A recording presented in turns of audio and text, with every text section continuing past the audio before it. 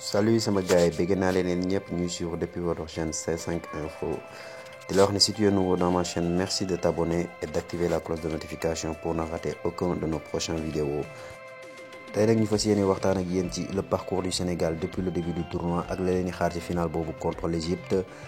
Aliou Cissé le bilan depuis que mu nekk équipe nationale ba léegi je dirais qu'il est toujours critiqué mais il gagne toujours.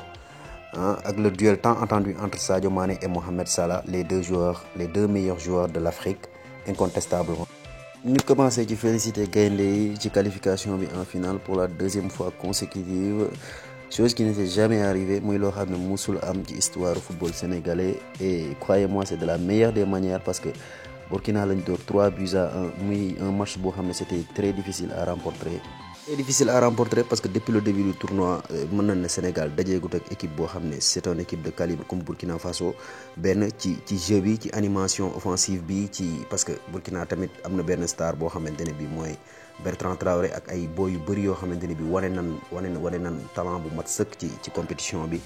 ku ci mel ni Sangaré ku ci mel ni le gardien de but qui est sorti d'ailleurs sur blessure. Et gis nañ ne l'équipe du Burkina Faso équipe la boo xamante ne bi day football bu rafet te aussi duñ bàyyi jusqu'aux dernières minutes jusqu'aux ultimes secondes dañuy xeex ils se battent sur les duels mooy loolu duñ bàyyi daal. ndax wane nañ ko seen match ñoom ak Sénégal parce que gis nañ ne Sénégal mëne na leen 2-0 te loolu teewut taxut ñu bàyyi teewut ñu xeex ba jusque bi ñu amee benn but nga xam ne amoon nañ espoir pour dellusiwaat ci match bi mais le but de Sadio Mané a anéanti tout leur espoir. Donc ñu ciy félicité gaynde yi bu baax a baax parce que gis nañ ne Sénégal wane na beneen xar kanam keroog bu bokkul ak bi mu jotoo doon wane depuis le début du tournoi. ci intensité ci précision des passes yi ak même ci efficacité offensive bi muy loo xamante ne bi manqué woon nañu lool durant les phases de groupe et chose boo xamante ne bi la ñu ngi ciy félicité bu baax a baax Aliou Cissé bi nga xam ne def na si liggéey bu am solo je sais pas il a su trouver les mots ou la tactique pour mener. Léegi nag la grande question à se poser c'est est-ce qu'ils pourront reproduire ce même match face à l'Égypte en finale parce que gis nañ ne Égypte aussi ce n'est pas du gâteau gis nañ ne Égypte aussi c'est pas n'importe quelle équipe te équipe la boo xamante ne bi dafa démarré woon comme ni Sénégal démarré et les gens avaient des doutes nit ñi ñëpp dañoo jàppoon ne Égypte du dem fenn koo wax mu ne la Égypte du dem surtout ci 2 premiers matchs am. Mais au fur et à mesure que le tournoi bi dem gis nañ ne ils ont rectifié toutes leurs erreurs dem ba génne sax les meilleures équipes de ce tournoi parce que boo xoolee début tournoi bi Côte d'Ivoire c'était un prétendant du titre de même que Maroc et de même que Cameroun nga xam ne mooy pays hôte bi c'était pas facile ñoom tamit mais def nañ ils ont fait le job daal comme je peux le dire ils ont fait le job parce que génne nañ ñett ci ñoo xamante ne bii ni c'était tous des prétendants au titre te ñett ñooñu noonu ils avaient bien démarré leur compétition kenn ku ci ne say premier match da ngaa wane sa bopp bu baax gagné mais comme man li ma koy waxee toujours rek footballu Afrique wala boog Coupe d'Afrique du jeu bu rafet moo koy jël. Aussi le fait que nga am star yu bëri sa équipe moo koy jël mais il faut surtout de la combativité bëgg-bëgg bi ak aussi xeex dem ba jeex ci engagement bi ak lépp parce que gis nañ de multi reprises ay équipes africaines yoo xamante ne bi ñuy tàmbali compétition kenn yaakaarut woon ne danañ sax génn seen poule ñu dem ba jël finale bi notamment je prends l'exemple sur le Zambie de 2013 nga xamante ne bi kenn yaakaaree ko woon fenn yaakaaruñu woon sax mu génn poulam parce que poule bi mi ngi ko bokkoon ak Sénégal Guinée équatoriale ak Libye mais bon bizarrement ils ont su terminer premier de leur poule et en battant le favori du groupe qui était le Sénégal continuer ci seen lancé ba dem ba jël coupe bi loolu moo lay firndeel ne footballu Afrique des fois wala boog Coupe d'Afrique des Nations du football bu rafet moo koy jël du star parce que bien évidemment Zambie wu 2013 il n'y avait pas un star boo xamante ni bii xam nañ ko ci club d'Angleterre yi wala boog ci les 5 grands championnats juste peut-être buy am kenn lay doon muy seen capitaine Chris Katongo mais le reste de leur équipe évolué là-bas ci seen championnat yooyu noonu foofu nga xamante ni mooy seeni club ak un peu partout dans l'Afrique comme notamment l'Égypte la Tunisie ci seen championnat yooyu lañ doon évoluer. Par contre particularité wu finalu ren bi mooy que ne il y a beaucoup de stars yu bëri ñooy daje ci final bi benn équipe bi aussi les équipes ne sont pas n'importe quelle équipe dans le continent africain parce que boo xoolee Égypte c'est l'équipe le plus titrée d'Afrique mooy équipe bi ëpp lu mu jël Coupe d'Afrique. Sénégal bien vrai que ni amagul étoile ci Afrique mais gis nañ ne mënoo tudd footballu Afrique tuddoo ko. Parce que tout simplement mooy première nation à apparaître au classement FIFA comme africain et puis mooy premier aussi ci Afrique buñ ko seetee ci football. aussi équipe bu ne ci ñaari équipe yooyu di compter parmi ses rangs un star planétaire du football mondial boo xoolee côté Sénégal am nañ Sadio Mané, côté Égypte am nañ Mohamed Salah di l'un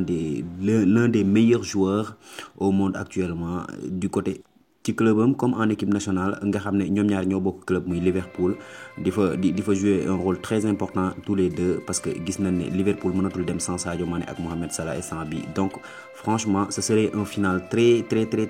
disputé parce que boo xoolee jaar yëpp nga xool gars yi fi ñu jaar ba egsi ak les deux équipes ñi leen doon critiquer ba léegi ak fi ñu jaar parcours bi ñu jaar par contre Sénégal nag moom jaar na fu métti xëy na sax mais Égypte moo ko gën a métti yoon puisque boo xoolee Égypte ñi mu éliminé ñëpp bi mu génnee poulam ba léegi ay kii rek la éliminé ay ténor rek la éliminé parce que mën nga ci lim Côte d'Ivoire nga xam ne bokkoon na ci les prétendants du titre comme ni ma ko waxee sànq mën nga ci lim aussi le Maroc nga xam ne presque bokk na ci ñi gën a rafet football Afrique mën nga ci lim aussi le Cameroun bi nga xam ne mooy pays hôte ku ne xam ne football ak pays organisateur ni mu jafee ni mu méttee et pourtant démb def nañ ko football ci jom ba am ndam au coup de sifflet final suite au tir au but. Épreuve buñ miin parce que gis nañ ne depuis le début du tournoi éliminé nañ ci ñaari équipe muy Cameroun ak Côte d'Ivoire et ils ont marqué tous leurs tirs donc may éviter loo Sénégalais yi ñuy dem tir au but donc pour man avantage du Sénégal ci match boobu mooy ñu ñëw dès les premières minutes dal ci seen kaw xool ba xam mën nañu débloquer le match dès les premières minutes sinon ñu essayer mais première mi-temps bi quand même ñu jéem a am dara bala ñoo dem parce que ñëpp xam nañ naar ak raytan te xam nañ ñoom seen jëmi bopp ne seen avantage mooy quand même ñu jéem a xëcc match bi buñ mënul am dara jéem ko xëcc jëmale ko tiro bi te loolu gis nañ ne du avantage Sénégal parce que gis nañ ne Sénégal même bu fekkee sax demagul tiro bi ci compétition bi yàgg nañu gis Sénégal muy dem tiro bi et que franchement man sax fàttalikuwuma fu Sénégal demee tiro bi ba gagné ci compétition africain yi. boolee li ñu am lépp muy les deux meilleures équipes d'Afrique ñu daje final te ci ñaari meilleures équipes yooyu yëpp ñu am ci benn équipe bu ne l'un des deux meilleurs joueurs africains de ce moment et pourquoi pas même peut-être l'un des meilleurs joueurs au monde donc je pense que le final bi ce serait un très belle finale comme ni ñu koy waxee toujours une finale c'est une fête et que nan ñaan yàlla ñun ñu ngi ñaan yàlla final bi Sénégal gagné ko indi ko fii ci réew mi. Comme ça on aura notre première étoile et que Afrique ku taxawati ne jël na coupe ñu nit ñu taxaw ne jël nañ coupe. ñu jeexale waxtaanu bés bi ak Aliou Cissé le coach du Sénégal l'ancien capitaine de l'équipe nationale du Sénégal qui est beaucoup critiqué mais comme ni ma koy waxee rek il est beaucoup critiqué mais il gagne toujours parce que boo xoolee bi muy ñëw ci équipe bi ñu remonter le temps d'abord avant. ñuy wax ci carrière am en tant qu'entraîneur il a été d'abord footballeur nekkoon nit koo xamante ni bi 6 la doon football ex capitaine de l'équipe nationale du Sénégal bon bokkoon ci l'épopée 2002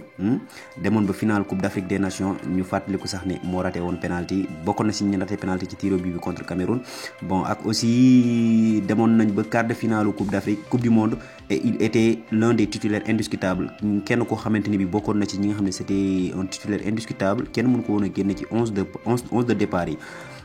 mu def parcours bu rafet boobu en tant que joueur et puis en tant que entraîneur aussi mu ñëw bi muy ñëw équipe nationale ñu fàttalikuwaat ko ne équipe nationale ne woon na ci ay jafe-jafe te benn coach aussi bëgg ko woon a jël fii ci réew mi bon xamoon nañ ne Sénégal coupe d'Afrique bi précédé avant Aliou Cissé di ñëw demutoon bon temps boobu noonu toujours bi ñu demee coupe d'Afrique it dañuy premier tour la ñuy génnee wala boog duñ dem coupe d'Afrique Aliou Cissé bi muy ñëw promettre nañu ne dina dem coupe d'Afrique dinañu yóbbu coupe du monde def na ko mu ñëwaat coupe d'Afrique génn ñu dem ba quart de finale malheureusement Cameroun éliminé ñu par tir au but ñu ñëwaat mu ne ñu dinañu yóbbu ba finale il l'a fait ren lim ñu dig mooy coupe bi alors nan ñaan yàlla lim yàgg digg di ko def ren aussi mu def ko. li may jàngat ci moom nag mooy toujours nit ñi dañ koy critiquer bon ci critique yooyu am na critique yu ñu mën a nangu notamment des fois les Sénégalais dañ ko daan critiquer bu lu bëree ci retard bi muy defee changement day tardé def changement gis nañ ne loolu amélioré na ko par contre am na ay critiques yoo xamante ni bi ce ne sont pas fondées par exemple comme li ñuy wax naan Aliou Cissé dafa dëgër bopp Aliou Cissé voilà mooy loolu lu mu xës ba ne lii la léeg-léeg mais je pense que coach yi àdduna bi yëpp noonu la ñuy doxee parce que nit mënoo koo jox li ñuy wax nit du maye bopp rocc làmmiñ mënoo koo jox ne ko diriger ma sama équipe ba pare 17 millions d'habitants yëpp taxaw kenn ku ci ne bëgg a def classement mais Aliou Cissé bii la war a def parce que tey même boo joxee classement 10 personnes classement Sénégal peut-être tu n'auras pas peut-être 10 classements mais tu auras 8 wala 7 classements différents donc kenn ku ci ne ak ni muy gisee kenn ku ci ne ak ni muy analyser mbir mi donc man je pense que ne Aliou Cissé franchement parcours bu excellent la def parcours bu baax la def et que gars yi tamit ñu bàyyi di ko critiquer ci yenn yi même bu fekkee tamit il n'est pas parfait te xam nañ loolu xam nañ ne parce que xam nañ ne aucune personne n'est parfait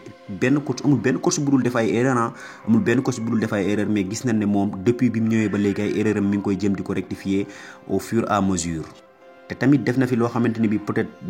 dama naan sax coach mosu ko fee def parce que gis nañ ne depuis ci histoire du Sénégal bi yëpp mosuñu gis coach qualifié Sénégal 2 fois de suite au final de Coupe d'Afrique des Nations te gis nañ ne it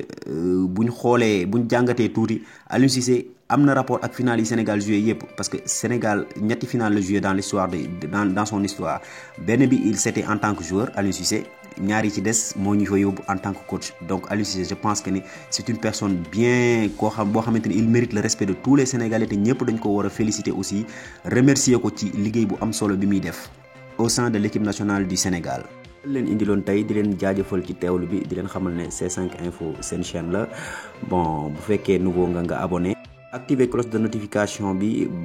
pour recevoir tous nos prochaines vidéos et bul fàtte petit pouce bleu bien parce que vraiment c'est très important et aussi les commentaires sont toujours les bienvenus.